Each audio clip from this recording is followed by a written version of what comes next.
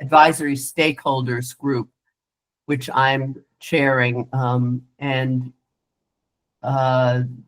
This group is one of the subcommittees or work groups, the others being the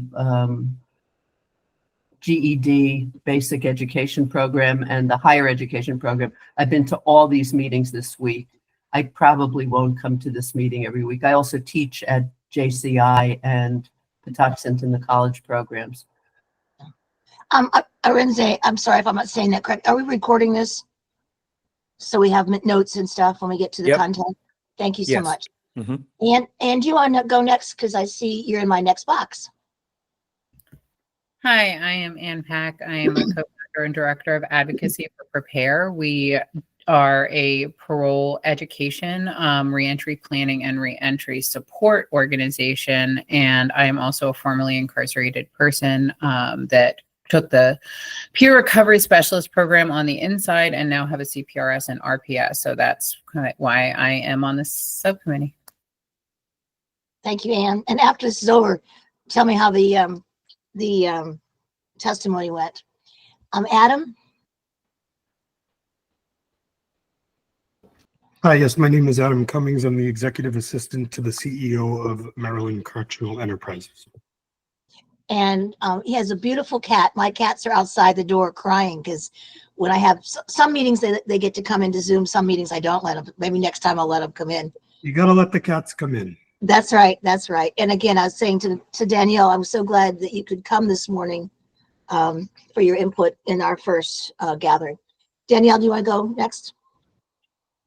Sure. Danielle Cox. I am currently the Director of Education at the Maryland Department of Public Safety and Correctional Services, but I've been with the state since 2008. Originally was teaching in the juvenile system with DJS, and then when it was turned over to MSDE at Victor Cohen, where I know Diana from working with the juvenile system, and then was teaching in the adult prisons, principal, academic coordinator, was the correctional education director at Labor, and then came over here about 3 years ago. So good to be here. Thank you. Renee. Okay. Good morning. I'm Renee Yarba Williams. I am Chief of Staff to Delegate Cheryl Pasteur. Formerly, I had retired in 2017 after 45 long years working at MSDE. And when I retired, I was directing the Equity Assurance and Compliance Office. But prior to doing that, I was an education program specialist in the Equity Office, and civil rights is my thing. But I have to go right now because I have to go over to the State House. So I will look forward to the minutes and whatever. The delegate needs me, so I have to go.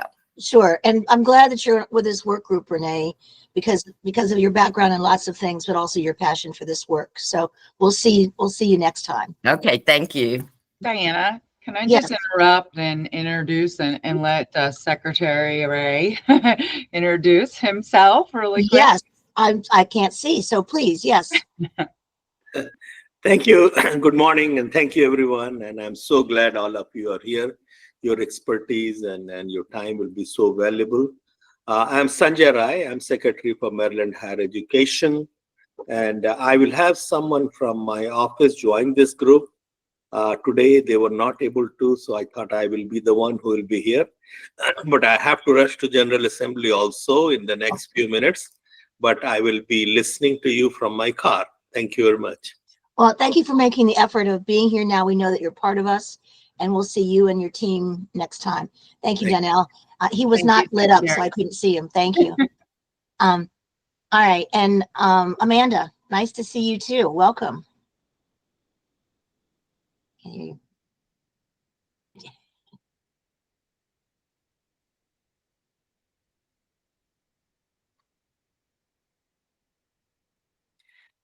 Okay, I'm getting used to Google Meets. Hi, everyone. Amanda Owens. Are we introducing ourselves? Yeah. Or, okay. And kind of why you signed up for this work group. Okay, sure. So I'm with the Able Foundation in Baltimore City. and I focus on criminal justice and addiction. Part of my portfolio is reentry. So we do quite a bit of work here and focusing on workforce issues relating to people coming out of the prison system. So Thank you for being I'm here. here. And John, good morning. Good morning. So my name is John Griffin, and I am also formerly incarcerated. I was just released this past October. And while in prison, I was very active with the education department there. I'm a college graduate, so I didn't have anything to do in the education department getting degrees or anything, but I worked for them and volunteered for them in many capacities. I also completed the CPRS program and the Behind the Walls program like Ann did. And, my intention of being here is to see if I have any expertise from my lived experience in prison to lend to this committee and the other committees that Judy mentioned. And hopefully I can help you guys. Thank you very much for being here and having an important voice. Did I miss anyone, or how do you say your name again for me? Will you please, Arinze? Is that right? Yeah, that's it. Arinze. Okay, good. Did I miss anyone? Anybody else? No. Okay, No. great. Well, and we won't do introductions again.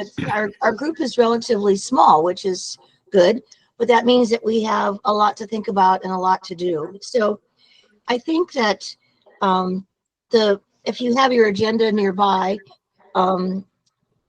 we sort of want to take a look as a collective group, kind of what we think, what our vision is for this group. I asked Steve kind of what was the other, was there a collective vision for each of the work groups? And there really isn't yet. As Judith mentioned, they're just meeting this week like we are. So, and Judith, was there anything that you gleaned from those other work groups in terms of establishing a mission that might be relevant to us?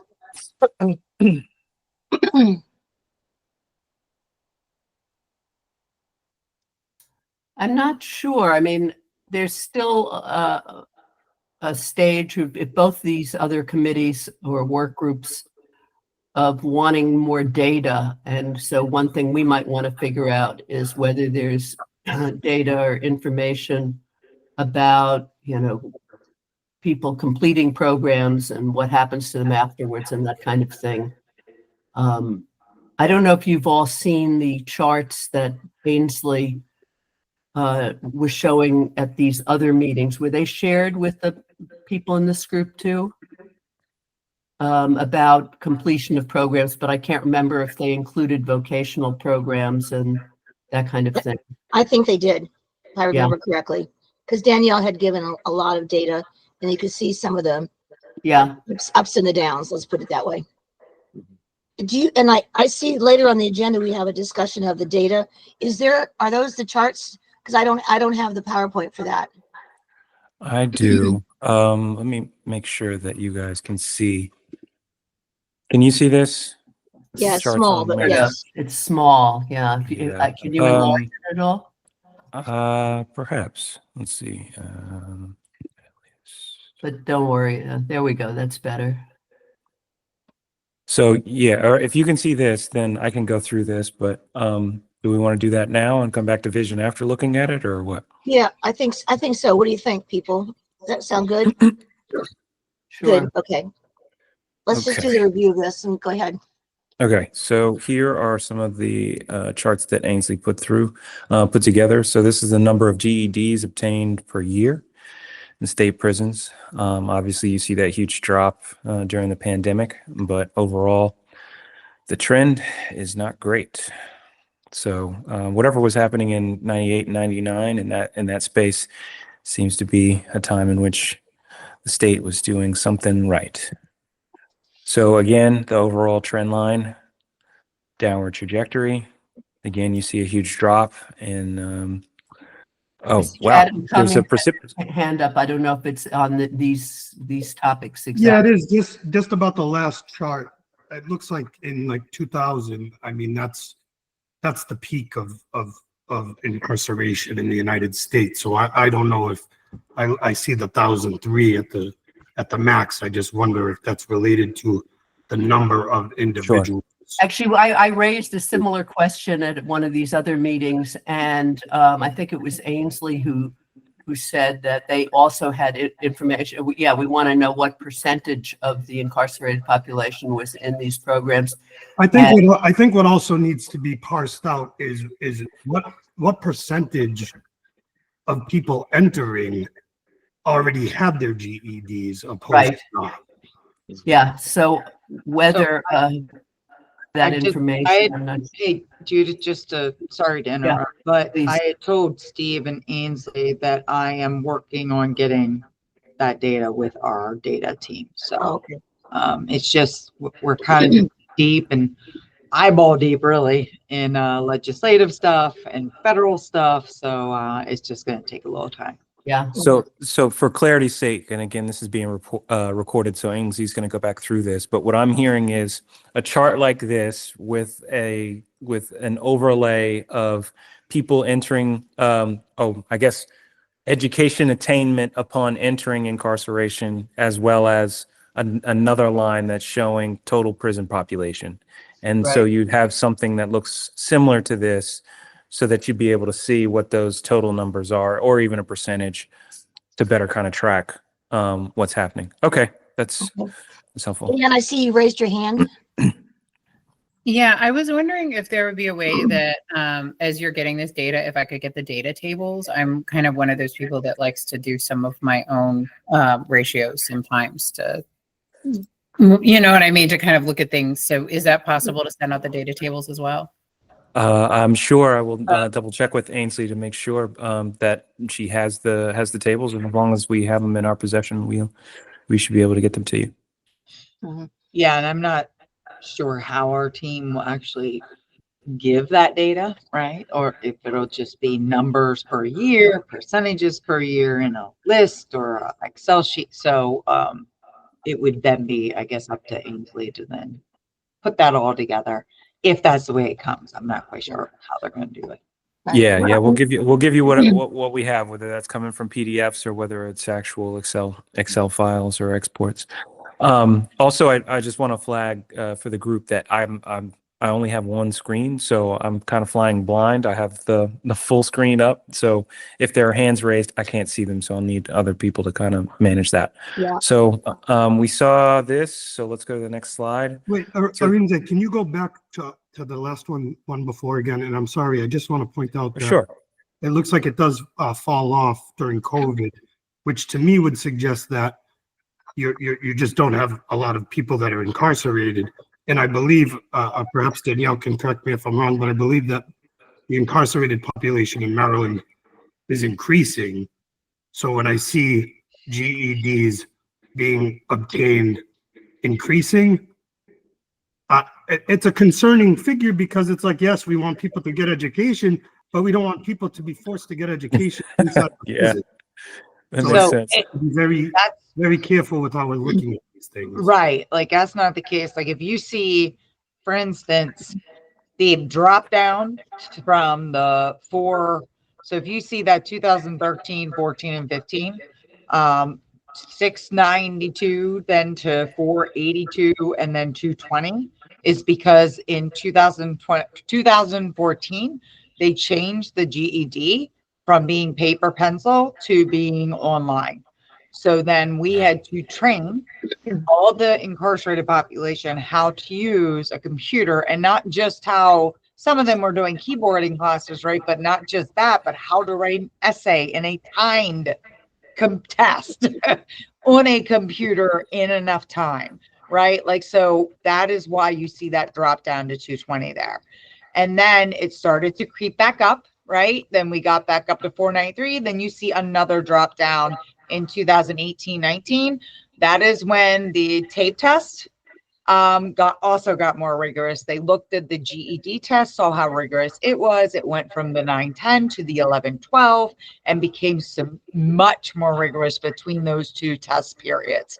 So then, of course, you had guys go back one, maybe two levels because of that. So that is why you see that drop down there. And of course, 2020, 21, 2022, we were shut down. There was no testing. That is why that's dropped there. literally in 21, we were almost shut down the entire year because of COVID.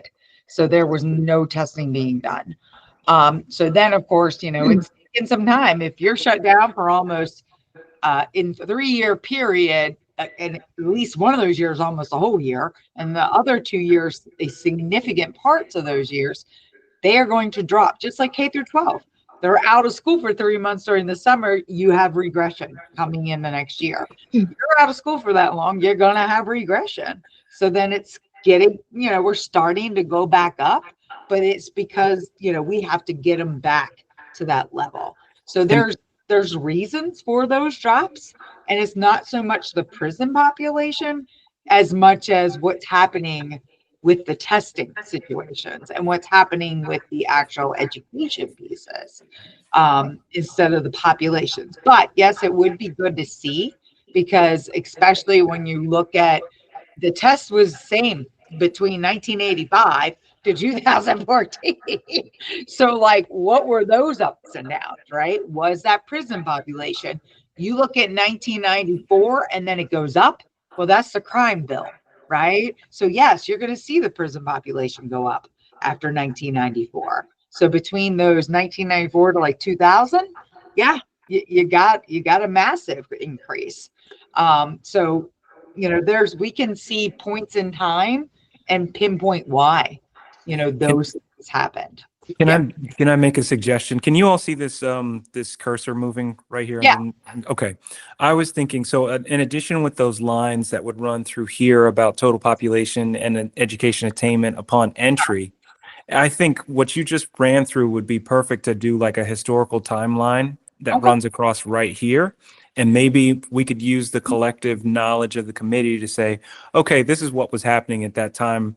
This was what this, you know, this is paper tests and this was the crime bill and this is 3 strikes laws or something like that to help give some historical context to this graph. I think that would also be beneficial. So that way it gives us, okay, this is what was happening with this, then also population, that's also different.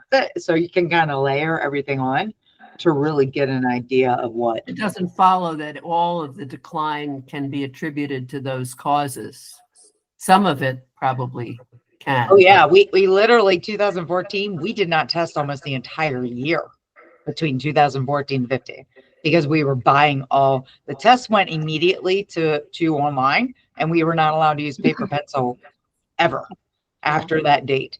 So we had to go buy all brand new computers during that year. So we were shut down, literally no testing in different sites, and then went down to 220 because we went site by site, right? So it was like, okay.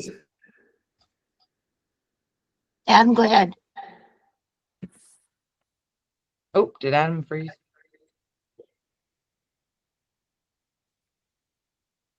Did I freeze? No, you're still Okay. good. I think that was Adam. Okay. It's the numbers are still declining from 2000 at the peak. Yes. Down. Yes, there's a precipitous drop from 2013 to 2015, right. But it's still, to me, if you look at the whole thing entirely, the numbers are trending toward the incarceration rates, which to me is significant, more so than the pieces of why, you know, 200 dropped 1 year from the next, opposed to a 10-year time frame range. Absolutely. That's why I think it's good to have all those layers, right? To see. Yep. All right, the other folks. thing that I'm hearing in this is that clearly the GED is like a precursor to getting into technical training, but maybe part of our vision would be some statement about tech literacy, because I was hearing obviously that had a huge impact. Yep. And I would imagine that there's, particularly the young kids, they're coming in, if they don't use it on their phone, they don't know how to use a computer to write an essay still. Is that still the case? Probably. The 18 to 25 population are typically the ones that are good to go with computer skills. It's that 25 and up population that has the more difficulty with taking it. But yes, digital literacy is a massive issue, and making sure that we are providing those digital literacy skills, especially things have advanced so much in the last 10 years. So, you can't do a paper pencil application anymore. If somebody was incarcerated for 30 years and comes out, they're not going to know, how do I do this on this mobile device? Right. Right. Okay. Yeah. So here's the the credentials we see in 24, a substantial, significant increase. Do you know primarily what career pathways those are in, Danielle? The ones that are the occupational or the IRCs? Because I can tell you the difference between an occupational certificate is just a Maryland State Department of Labor issued certificate saying that this person has gone through all the necessary, curriculum skills needed to be able to pass or complete this 600-hour program, right? So that doesn't mean that it is a nationally recognized. It is more of it could be just a facilities maintenance program, right? Or a, simple hospitality program. So it's just a certificate. Labor gets them for going through one of these occupational programs. Then we have the CTE, the Career Technical Education. Right. That is our pre-apprenticeship programs that are actually industry recognized credentials. So those are nationally recognized credentials. Those would be in like plumbing. I can pull up the list here really quick. Auto and yes, auto, diesel. There is a pre-apprenticeship for like facility maintenance. do you have a list? Do you have a list of what's and I don't think that's been shared yet, but is there a list of what's happening now that you can share with us? I've shared it with Ainsley. It might be on I think she created like a Dropbox sort of thing. But yeah, I can take and definitely even just share it with the group who's on this call, email it to all of you guys. That would give us an idea of the starting point, because we know that you've lost a lot of programs, lost a lot of whatever, so that we don't recreate the wheel. We just start from where we are. Right. And one of the things that I'm really interested in and what we're working with Maryland Longitudinal Data Systems with is seeing the programs that we're currently providing, which we've been providing for years and years and years.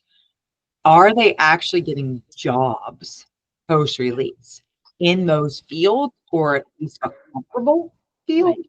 Or are they dropping out of the market? Are they recidivate? Like, what is happening with them? Because if those programs aren't working and they're not getting out and getting jobs, then why are we continuing to do this very expensive program? Yeah. Right? Like the meat cutters comes to mind. Programs are very expensive to do. So it's like, if they're not going out and becoming welders, why are we doing it?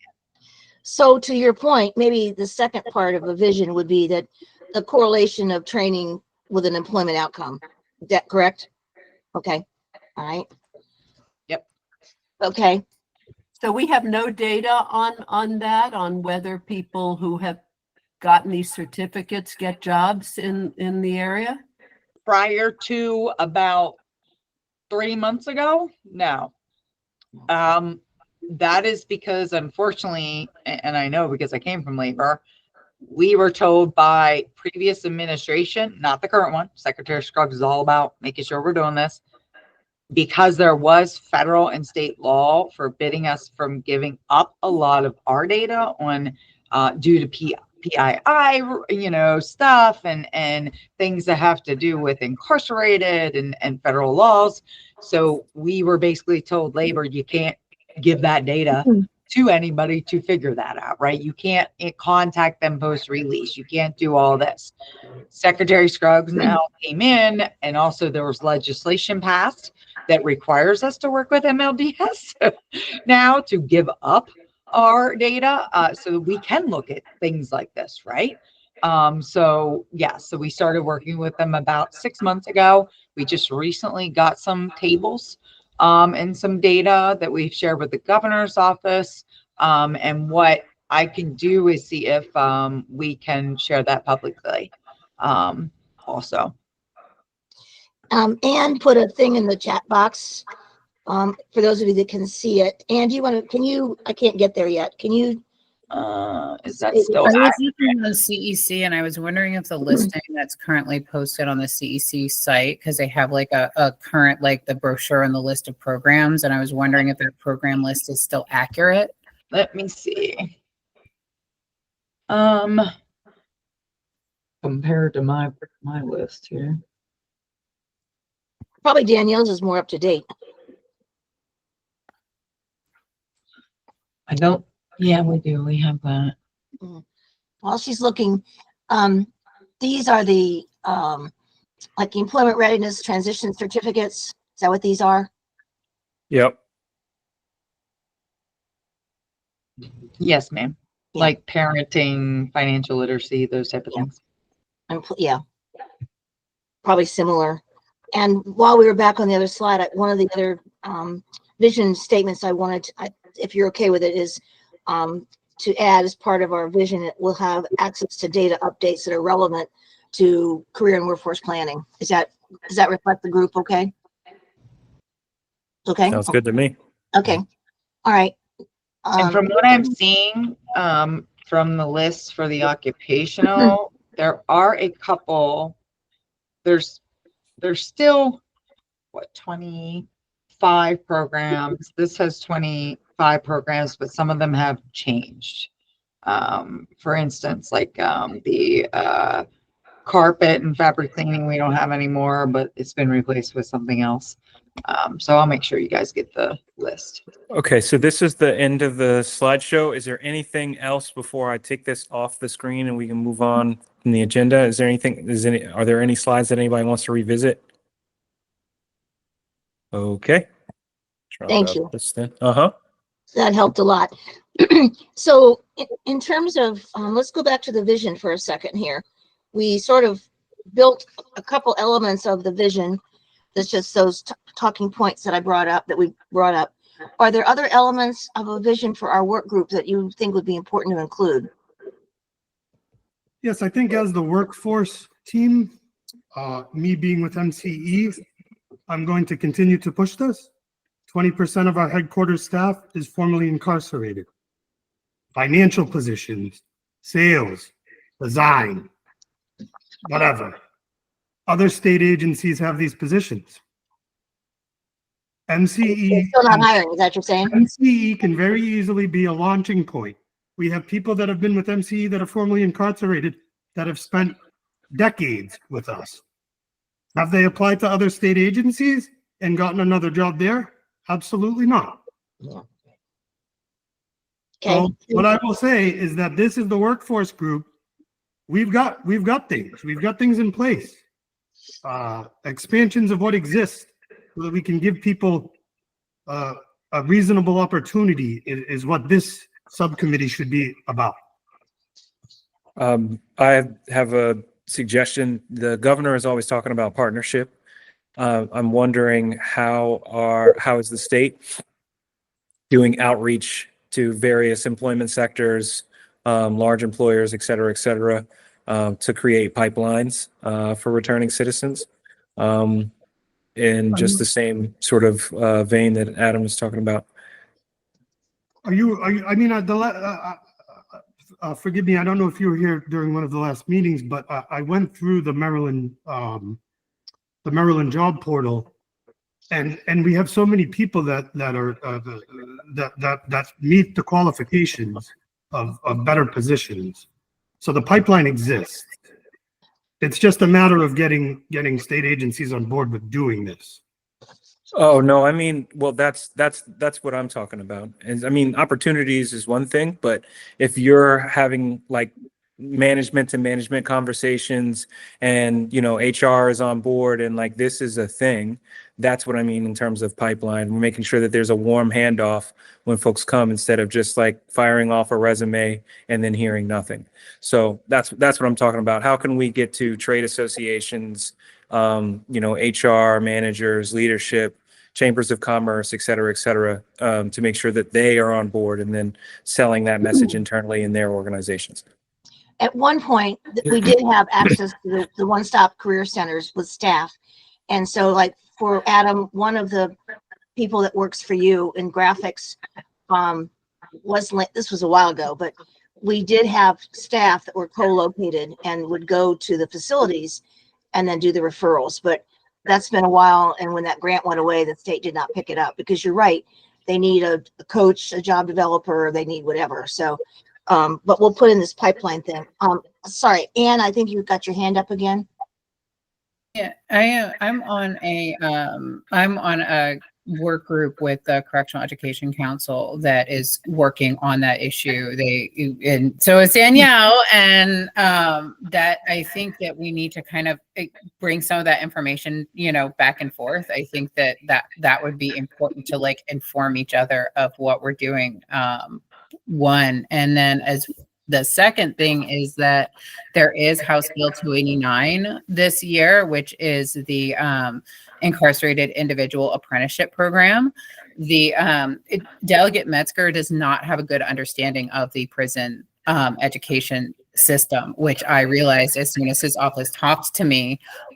They have corrected some of the things that they said in their testimony, which was incorrect after I talked to them after. And I'm like, but I think that is an area where they would be investing a little bit of money into the infrastructure to have actual real, not pre-apprenticeships, but apprenticeships on the inside, and hopefully making that link to Labor's Workforce Development Office to connect them to jobs on the outside. But we need to invest money in that infrastructure, which is why I think the legislative mandate is important. So I think those two things, like those two initiatives that are going on, are things that we should kind of and keep our eyes on. Arinze, can you add that link to our packet after the meeting? Which link? House Bill 289, whatever Ann just said. Okay. That way people are aware of that apprenticeship thing. I'm Adam, very familiar with House Bill 289. Rick Metzger has reached out to our office as well. I think that this is where a big disconnect is, as it involves state government, because we have apprenticeship programs within the facilities already. So to me, what you're doing is you've got an agency under an agency doing something, and now you have the parent agency stepping on the other agency's toes to get the same thing done. We don't need more infrastructure. The infrastructure exists at MCE already. I agree. I agree that legislatively speaking, that is a good way to go about things, because it's kind of a force for people to do things. But what I'll say is that it already exists and it could be expanded with MCE. I don't see it with pre-release though, like that pre-release apprenticeship programs with state agencies that this would set up, which is jobs at state agencies. On pre-release where people are leaving and going to that. I mean, does MCE have statewide infrastructure where you can take people in the community in Hagerstown and over in Somerset County and up in Cumberland? I mean, does MCE can take a large group of pre-release incarcerated individuals in all of those areas outside the facility for a wide range of apprenticeships? Certainly not that aspect of it. I hear what you're saying. I hear what you're saying there. We do have pre-release coming in and working with us on a regular basis. So the way I was thinking about it was those people should be moved to those other state agencies, and then we're used as a launching pad where we can train people on accounts receivable, accounts payable. So that way every state agency knows that they have somebody that's been trained properly during that pre-release period. But I do hear what you're saying. okay, and Arinze, I think you put a couple of things in the chat box. You want to mention what those are and why? Oh yeah, that's the fiscal note for HB 289. Oh, thank you. You're so quick. It's very helpful. Any other, Amanda, we haven't heard from you or John. Is there anything that you're thinking about or would like to add for this, either this vision conversation or questions you might have or data points you think might be relevant to this conversation? I just was very interested in what Adam said about the individuals that work, for him and not having access to opportunities in other state agencies. And I know that's a little bit of what you're talking about, Anne, with the House bill, but I do think, what are the barriers? Is it that there is because of the their backgrounds, are they being automatically excluded? But I feel like, the state is such a large employer that not having access to those positions is very, limiting. So. And if I can follow up on that thought, as Adam was talking, I was thinking, I'm wondering if perhaps what we're dealing with here is a perception problem on the part of employers, the state included, or some of the state agencies included, not all of them. But as somebody who's recently released and going through a job search myself, I'm directly experiencing this. The conviction gets in the way. And it is a limiting criteria. It is a filtering criteria. And I've had dozens of interviews and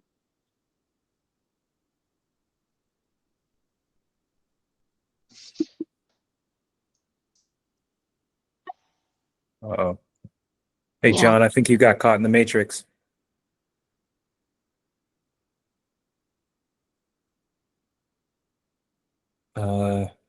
We can come back to him because And John, if you could hear us, maybe turn off your camera or something. Wait, oh, you're back. I'm back. Okay. Yeah, sorry. The Comcast connection here is having a bad day. Anyway, I'm wondering if we're suffering from a perception problem, and perhaps the issue is not so much, hey, you have a wonderful workforce of formerly incarcerated people, why don't we utilize them? But perhaps the issue is we need advocacy to get HR departments to update their criteria to say, hey, it's okay to consider somebody who's formerly incarcerated. Some of the things that I've heard from like the Division of Probation and other advocacies saying, they tell me, you've done your time, so you deserve your second chance. Okay, that's cool. But a lot of HR departments don't agree with that. They automatically disqualify candidates as soon as they run a background check and see that there's a conviction present. So I agree with Adam in that the infrastructure exists. But perhaps maybe we need to redirect some of our advocacy to the HR people to say, hey guys, update your criteria because you're missing out on a wonderful workforce. thank you. Yeah, and that's the thing with HB 289. Not that I have a problem with it. I genuinely don't. But we have the PI program. It's a federal program. It's a federal program where employers can come into the prison and they can incarcerated can manufacture parts. We have a partnership with an electric company. So that's where I feel that it's that bill is kind of just stepping on toes a little bit. And if it makes other state agencies start to hire, I don't know how you force private companies to hire formerly incarcerated. So to me, the lowest hanging fruit is other state agencies, and we're doing it. So other state agencies certainly should be able to. And I wasn't really coming at you personally or anything like that. I just think that like you said right at the beginning, the legislator, sometimes they know what they're talking about, sometimes they don't. And they came in here guns blazing, and we got a call, and Rick Metzger said, we heard that you don't pay inmate. And it's like, I don't know where you're getting that information. You've been a senator longer than I've been in Maryland, or a delegate or whatever. I just don't understand. I mean, there's low hanging fruit here, and people need to put egos aside and let's just get it done. I just wanted to do a time check. It's 10:43, and if you're comfortable, I'd like to move on for like the next steps for the work group, and we'll package everything from today in our discussion pieces and some of the links. I think I also saw another link that went into the box. Thank you, Arinze. Which one is that one? Did you just put another one in the chat?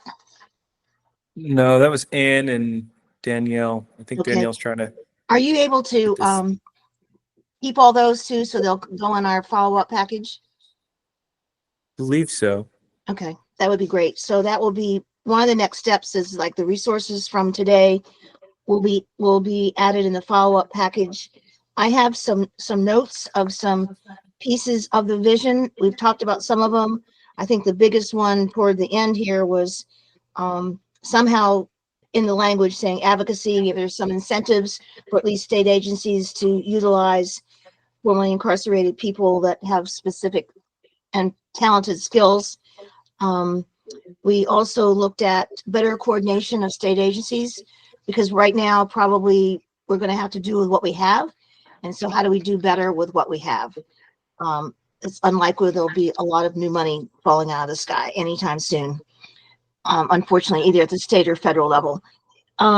Any other pieces of the vision that you want to suggest to add to this? Danielle, what's the technical thing you just popped in?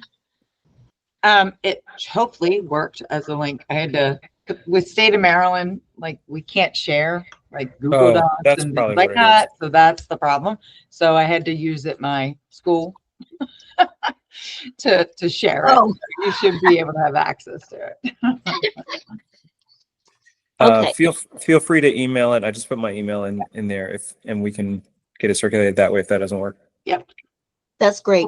that works. So, other than, you know, how often do we want to meet? Judith, what are the other groups doing? Like once a month, or what are they doing in the beginning? Or have they decided that? And do we have forgotten now? Let me look at the calendar and see if I can reconstruct. Yeah. And I asked Steve in preparation for today what deliverables the big group was looking for. And I don't think they know yet exactly either. So other than the data stuff, they've been pretty specific about that. And DPSCS has been working hard on all that. But I don't know what other types of, are they looking for a 5-page report? Are they looking like for 10 recommendations? Are they looking for, so I don't know. So I think that's going to be part of the discussion later. After they share, like, for example, I think this the big deliverable for today is some of the elements of our vision for this work group. And are you comfortable with the things that we talked about and were listed? You'll get to see that as a draft anyway, and you can add more or edit it. Are you comfortable with that as a first step? Yes, no, fingers up, down. Okay. Okay, okay, good. All right, did you find anything? Oh, thank I you. didn't find it. You know, I'm sorry. Unfortunately, I'm not fully prepared. As Steve and Ainsley didn't tell me they weren't going to be here, so I was relying on them for some of this information. In fact, they didn't even check to see that I was going to be here, but not that I have any privileged information here. If I recall correctly, I believe I attended the last 2 meetings with the last 2 work groups, and they were talking about meeting monthly. That makes sense. I mean, every other week would be a lot, and especially given that there's the commission and there's the advisory stakeholder group, and it would really be a lot. So I think it's probably monthly, and I think we have an interim report that's due in June. John, does that square with your, or Danielle, or? Yes, they were talking about that as well. Yeah. Correct. And Right. I think by what Steve was hoping to have by then, because I'm going to be setting up some things with him to come out, but is for each of the work groups to come up with a list of, you know, a few things that are targets or items that you would like to see accomplished. But by that June date, they want to know, okay, we looked at all this stuff. Here's what we think are the top priority areas in career and technical education, right? Like, so here maybe like the top 5 things that need to be, you know, changed, supported, helped, you know, and how that can be done through the legislature. Yeah. Can I just, I'm just remembering something that I'm still not sure about. Is it true that to enter any of these programs, the career and technical programs, you have to have a GED? Correct. Okay. For the industry recognized credentials. But Some of not the the- virtual ones, not so much, but Well, yeah, all of our any of our occupational programs, it doesn't matter if it leads to an industry recognized credential or not, you have to have your GED to participate in it. Correct. MCE requires a high school diploma or a GED. Yeah, or high school diploma, of course. Yeah, I mean, same thing. Yep. Is there any bypass for people with special education needs? at all anywhere in the system? We do look at that, like if they get to the GED level and they are unable to pass, and we find that it's due to some sort of intellectual disability or any disability, then we will take that into consideration and allow them to not take the GED and then go to an occupational. We have done that, but in rare instances, because we haven't found that we've had to do that too often. We're either finding that they've already have their GED or high school diploma, or they're able to pass the GED with the accommodations that the GED testing service allows them to have. Because with the special ed population, GED will give accommodations. So we have not had, I think in the entire time I've been with labor since 2014, we've only had one person that was unable to pass the GED and had to then and was allowed to go into occupational training because of that. Hearing the monthly recommendation, I don't have all the dates of all the other commission meetings and stuff.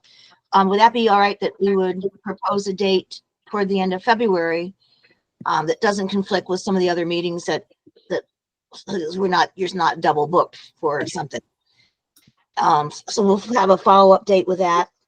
And we'll aim for the meeting. And then I heard after we have all this data for your review and feedback, then we'll have some preliminary next steps, but we're planning for feedback into the interim report that's due in June. So we've got time, but not a lot of time, frankly.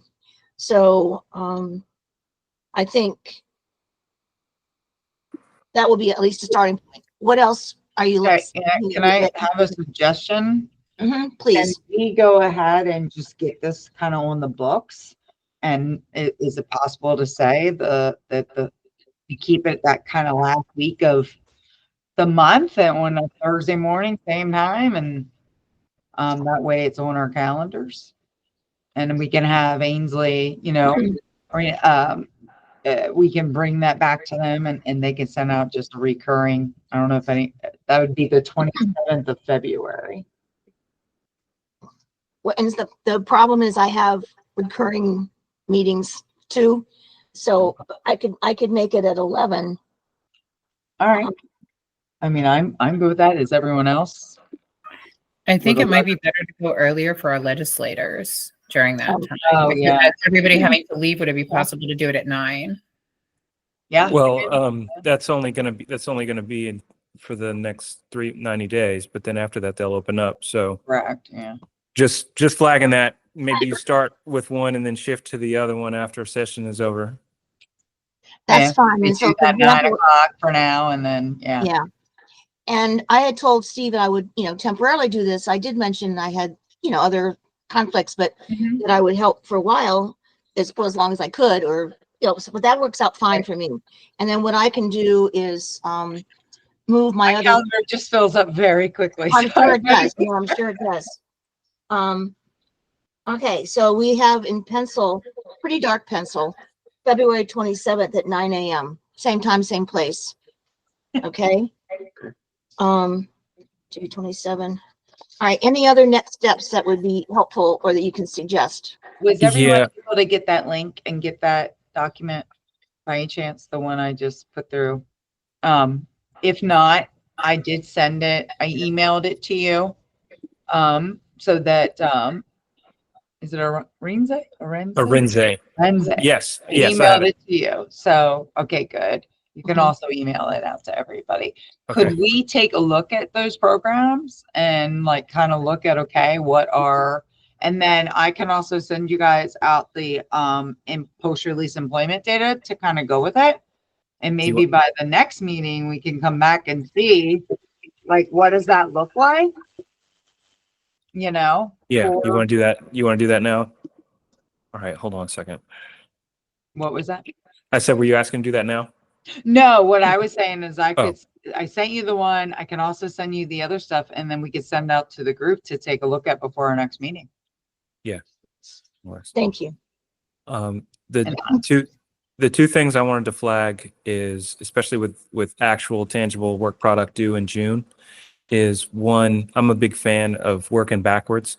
So what all do we want to accomplish, knowing that we have approximately 5 meetings at each of those sort of guideposts? So what do we want to have done by February, March, April, and May? And then a second question is, how does this subcommittee continue to push the ball forward between meetings, right? So like what type of work, what tangible work is being done to make sure that the meetings are simply updates rather than actual working sessions. My only suggestion is if I send that out, if you guys could always send me questions and stuff in the meantime, and I can start throwing that to Ainsley and Steve to get out to everybody. And then that way, when we come back to that meeting in February, we're just kind of going through a review. Okay, here were your questions. You know, we answered all that. Any further questions? And then what, now that we have that, we know this stuff moving forward, then what's the, how do we then improve things, right? And or make changes to that. Arinze, can you stay on after we're done, and then maybe you and I can map out a short information transition back to Ainsley and so that we stay on point to Danielle's or your point of timeline, which I like too. Adam's got his hand up, I think. Yeah, I like finite, tangible goals. So like, why don't we get some people some jobs? That's like kind of the point, right, of this thing, of this subcommittee. So like, why don't we do that? Why don't we set a goal to create something that will make a lasting effect? Right. So if the ultimate goal is to have like 5 recommendations of how to support, improve, change our current CTE programming and the implementation of it, how do we get there, right? Adam, like what are those goals that everybody needs to do to make sure we get to those kind of 5 recommendations on how to improve? Sure, it could be. I mean, we have many people from many different state agencies on the call, right? So like, exactly. There's Steve. I don't know. Hold on. I don't know if DPSCS. I don't know if there are any laws restricting incarcerated working for you all, but certainly the Department of Labor. So I mean, there's many people on this work group that can advocate on behalf of their agency to get this done. We have Arinze from the governor's office, right? Everybody's boss. So we've got the firepower, we've got the agencies, we can do it. And we are not against that bill. Hey, Adam, along that line of thinking, maybe something tangible is, because I'm just thinking like our HR is decentralized, right? Like we don't have an internal, our person is Cindy and she's responsible. She has a portfolio of a handful of agencies. So maybe to Adam's point is this committee drafts up some like model language to submit to your HR rep within state government that is more accommodating, and we run it by folks with lived experience to say, hey, if you saw this, would this indicate that you had a fair shot at getting this, right? And then that is a tangible work product that we could produce or that we could report out in June. So I love that, like working backwards from if we're supposed to be getting people jobs, here is something you can use to get somebody a job. Something that's always kicked around in my brain is a separate portal. A portal for people where state agencies, they plop a job in there, and then people that were formerly incarcerated can have at it. Pick the best person, whatever it may be. Yeah, but does that then? You see what I'm trying to get at with this? I do hear what you're saying. Remove them from all that regular population. It's kind of like we're segmenting out. We're segmenting out people that have been given opportunities in their lifetime. We're talking about a segment of a population that is truly disenfranchised. No, I'm not saying not give them the jobs. I'm just saying a separate portal from the rest of the population might not be the way to do it. Well, You know, it might not I've be worked with popular. incarcerated and previously for long enough to know I don't think that that would be a good. Yeah, and you can speak more, and John, but You know, change is ugly, Yeah. but I- it's necessary. Well, Steve, since you joined us, I About can change. share with you the notes of our discussion, and Arinze is going to stay on after this meeting is over. If you want to stay, then, because he and I are going to kind of go over some of the transition comments for follow-up. But did you have anything you wanted to add, Steve, while you're here before we close I out? apologize. I sent an email. I had this for 1 o'clock somehow with all the Zooms, and I had a medical appointment. I just got back home, so I apologize. So I would be happy to stay on and get caught up.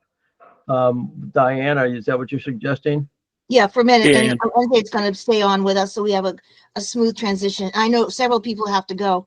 Anyway, they have another 11 o'clock. So bye, Amanda. Thank you. And for all those of you that were able to come this morning, I think Yeah, I have to we go. have a good start. And we'll Anybody see else you want on to the stay on, 27th of February. Pardon? Anybody else who wants to stay on too, right? Yeah, of course. Okay. yeah, because Steve, I want to see what all you need from me to send out. So Okay. All right. So, Diana, I guess since I see Adam. and Thank Arinze, you. do you Thank you, want everybody. to summarize, I guess, whatever you want to do next? Yeah, we've got probably, and you can hear it from the recording as well. We have probably 8 to 10 elements starting for the vision of the work group. It's too complicated. We've got to like pare it down, focus it more. But things like digital literacy, the linkage between what training is provided so it links to employment. There was a lot of conversation about we're not utilizing a lot of the workforce that we have, and that's not just MCE people, but it could be other graduates. That we are looking at the pipeline for the state agencies. Were sort of stepping over each other. Better coordination of state agencies for particularly for employment outcomes. How do we deal with the barriers to employment that continue? Is it a perception problem? And how can we work potentially with state HR offices for that advocacy and those incentives perhaps? So our big vision and big mission is obviously to get people jobs after they're trained and ready, whether they have industry recognized credentials or just experience. See you, John. Bye, John. Thank you. See you soon. You bet. Thank you, John.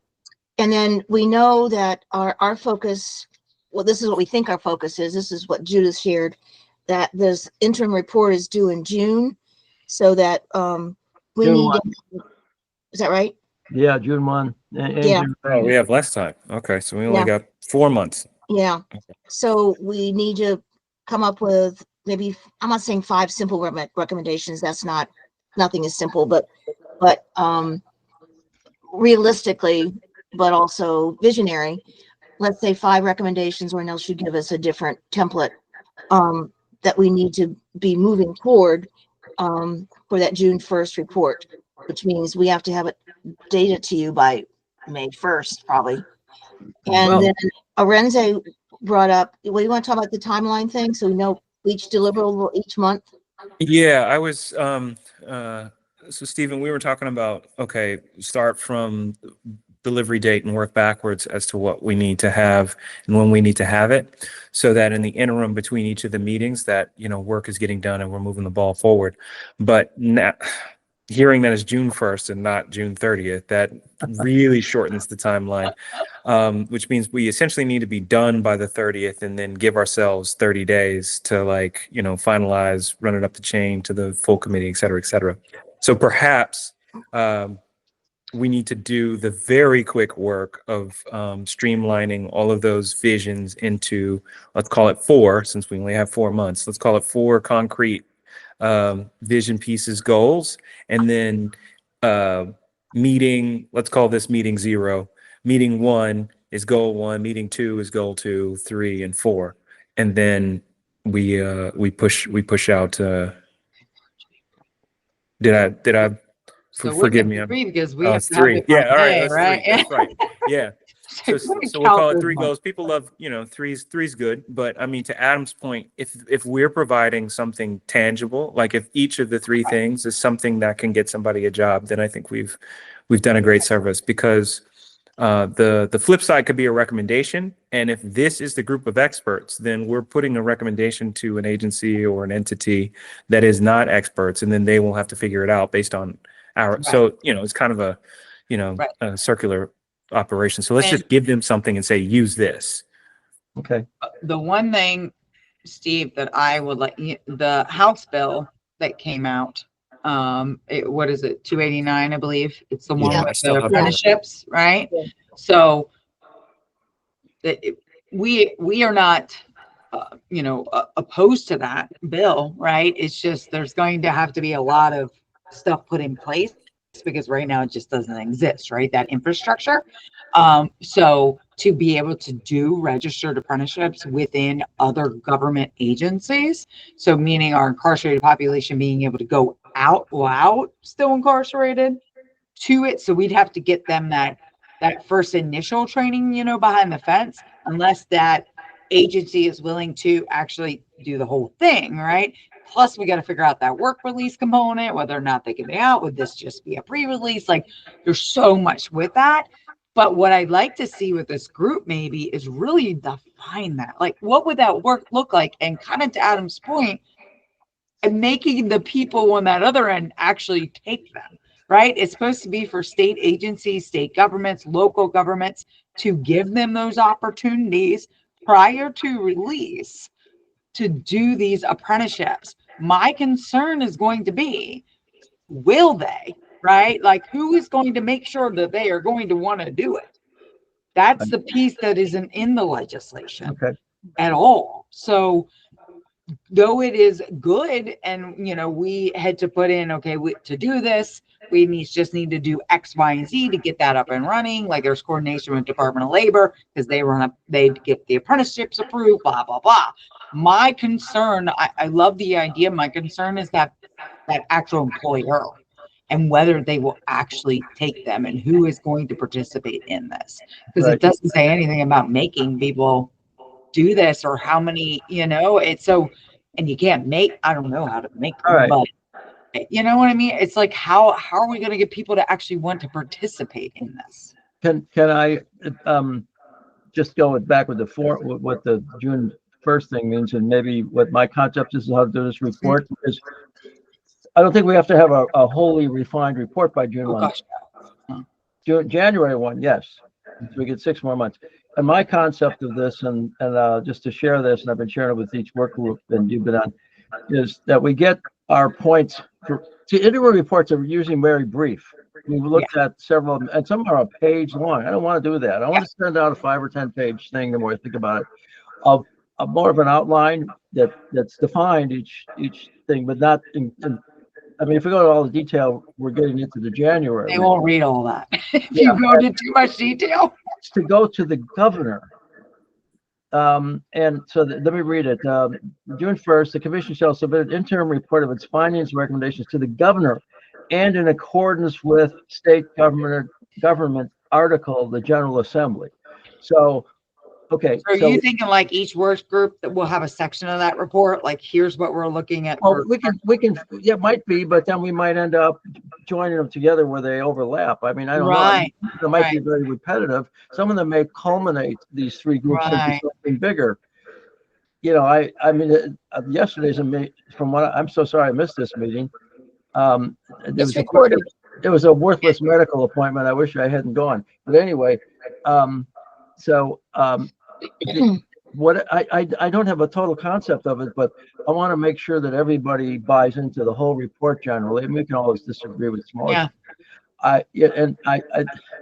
The point that you're just making really hits home with me.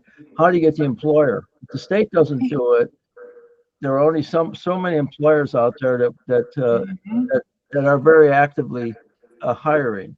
I mean, we hear all the time from our justice impacted that have been released that you gave me all this great training, but nobody's hiring. Well, let me give you an example, a personal example. We always got Toyotas. We decided on one brand. So every few years, my wife and I she had a business, so we'd lease. I went up probably about 4 years ago. I always have the same salesman, he's a terrific guy. This is Toyota, Heritage Toyota, part of the Mile One group, a bunch of Yeah, the west side of Heritage Boston. has a ton of, yeah. And so I look around there when I go there for service, and it's a very integrated workforce in the sales floor, on the sales floor, Yeah.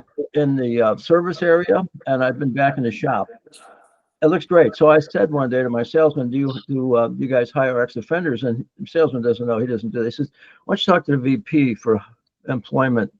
So I went and talked to the guy, and I didn't tell him what I did, but he knew I've been a 20-year customer, and our family is one of the most active buyers, leasers, my kids, And I said, "You hire ex-offenders who come out with ASE certification." Mhm.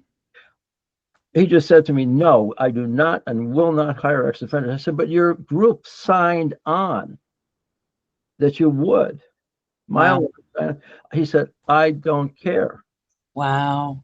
And, I mean, so he was so Yeah. blunt and said that, and at least he said it. Maybe most people would pussyfoot around and say, "Well, yeah, we interview them," and then, that's what you run into. And I hear that. You hear it from people Oh, yeah.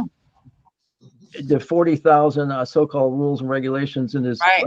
around the country that's what we're up against. Right. So it's got to be the governor's office, state agencies that take a lead. Yeah. If the state agencies take the lead and say Mhm. and do it and it proves successful. Yeah. And So all the states are doing some type of incentive, besides the normal tax breaks and stuff. They're doing, Yeah. sometimes it's just marketing. Yeah.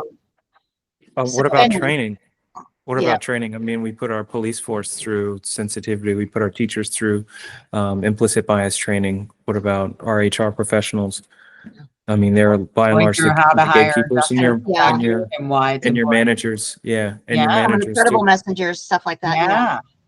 That's a I know good that idea. our time we're over time, and I appreciate everybody's time. But Arenza, do you have everything you need and you can always call me if there's Well, something. what all do you need from me? That's why I stayed. Yeah, you said it's recorded. The meeting's been recorded, right? Lindsay, were you doing that? Yeah. Can you Yeah, send me I a need- YouTube like Ainsley does? Yes, I believe so. Yeah. Okay. Just send me the link to the YouTube, and then I'll read it over. But I'm enthused not just happening because I knew Diana would do this. She'd be involved, enthusiastic, and then She's great. not bad for a volunteer. I ran out of coffee. That's my biggest problem. All right. So to So- get back to the brass tacks, we want 3 concrete recommendations that don't have to be fully fleshed out by June. Is that what I'm hearing? I don't care if you put a number on it or not. I mean, Okay. if we're going to do a report, and we have 3 groups that are primarily giving up the recommendations. Higher ed is a lot of stuff from yesterday that they're working on, and now you seem to have a lot of 8 points or something. I don't care. You put 8 points. I think that's going to be the core of a recommendation. Our committee is in progress. We have met. These are the people on the committee. This is our mission. That we have met. We've Right. done this. 2 We are paragraphs, looking how at it these. proceeded, how it was so open. Everybody contributed. These are the recommendations of each group, and we will work on the next 6 months to flesh them out. I mean, that's really simple to the point. I think that's what we need. And if it's 5 pages, 10 pages, 10 is probably too much for an interim report from what I've seen, but I don't care. It's what we want to put out. You know how Adam was saying, hey, give people jobs? If you could, Arenza, take kind of the recording, or Ainsley, whoever, and look at the things that the main 3 things everybody was kind of saying, these are the important things, and maybe get these out to everybody who attended the meeting to say, okay, guys, is this what we want to then put out? Well, and let's what do are it we going this way. to focus on? Renzi and I do that, like Ainsley and I there you do. go. Now, I And- know you wanted the data on that timeline, right? You had said about that timeline. Also, the number Historical timeline, yeah. incarcerated per year, right? Like it was. Yeah. Okay. It was total prison population, and then we also needed the number of education attainment upon entry. Okay. So what did you have coming in? Okay. that we said that yesterday too in higher ed. Yes. And so, and it'd be good to have a couple other things, a snapshot, take 2 days in the last few months of how many people are in school on a given day by, just generally by program. So, because the reports, the annual reports say we had so many students. What does that mean? what's the daily attendance, you know, what, and stuff like that is much, Right. makes much more sense. All right. And then also, I did send you the occupational list of who, Yes. of the different ones offered. I got it right here. Also, yeah, and then I think there was something else. There's Oh, a and our fees data tool. charts, the Yeah. new data charts from MLDS. Okay, I'll get Yeah, that. there are some charts out now. I just was talking, actually, the assistant secretary has called me while we're on this call, to her about releasing them. She was checking really quick. I was texting her. So she was checking with the secretary really quick. I'm hoping that, yes, they will let us release the 1 year and 3 year data. So what we looked at was the Department of Labor started their program 2008, 2009, right? So MLDS actually started looking, their data and stuff goes back to like 2007, 2008, right? But we got wage data going back even further, right, from labor. So then we are kind of putting all that together with our recidivism data to see, okay, out of these people who were in correctional education programs, who that had a GED, how have they done in the labor market, and if they've recidivated, right? And then those who have an occupational certificate or a national IRC, who went through transition programs. And then we just started tracking post-secondary with MLDS when I came on board, because I'm like, why aren't we? So that we can't get right yet, but because it's just there's too little, right, to be able to aggregate that. So that'll be another couple months before I can really look at that, but at least I can give you that, right? And then you'll be able to see where they fall in the job market, like the different sectors and the numbers, right? And what it shows, the great thing it shows is the different certificates that they're getting, and also, you know, how many people are getting jobs based on those. Like, so what matters most? Just a transition certificate? Are they getting jobs back, or transition and occupational, or those that came in with the GED already? Doing better, that sort of thing. Will there be a figure saying, I mean, I know this from past literature, that some people, I mean, a lot of people go through training, but they get jobs somewhere else because they took that training, but, you know, they ended up, but they're working. Right. So you'll be able to see that, like, you know, well, I don't have it split out yet. We're working with MLDS right now to split it out per training program. So like looking at those 25 training programs and then seeing what sectors they're in to see, okay, are they falling in the sector in which they got those certificates, or are they working somewhere else? Because heck, if they're working, they're working. They're working. Investments worth it. Yeah, one of the elements of the vision again was that looking at the training programs and is it the training relevant for employment? So that's either based on local labor market data or employers or blah blah blah. You know, so that's something we're actually in the process of MLDS working on, in addition to like age data and the K through 12 to DJS to prison pipeline, because they can go back.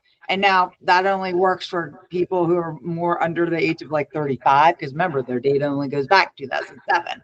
So, but we could see though that at least the 18 to 30-year-olds, which is the majority of our population. Yeah, that's the prime working age anyways. Right. Like, and did they go through K through 12? What happened when they drop out? Were they in the DJS facilities, right? Like, how many times were they incarcerated in the adult programs, in the adult prisons? So they're working on getting these different layers. Yeah, and I dare say from the old records that I used to look through, most of the folks have been incarcerated many times, and many of them, you know, but at some point they don't, you know. Yeah, is that it is how many times is what matters, right? Because even if we give them, because what the data is showing is, even if I give them an industry recognized occupational credential, if they were incarcerated more than 3 times, it won't matter. They're coming back to prison. It literally doesn't matter. Right. They're all coming back. But if they've only been incarcerated maybe once or twice, and we get them that, they're staying out and getting jobs. Okay. If they've been in prison more, yeah. Let me ask you this, because this came up when I was surprised that we don't have any data right now, except MLD is starting to do it now. That commissioners or secretaries were saying we can't publish this data. is there some kind of legal issue? I mean, I can imagine you can't publish names of people.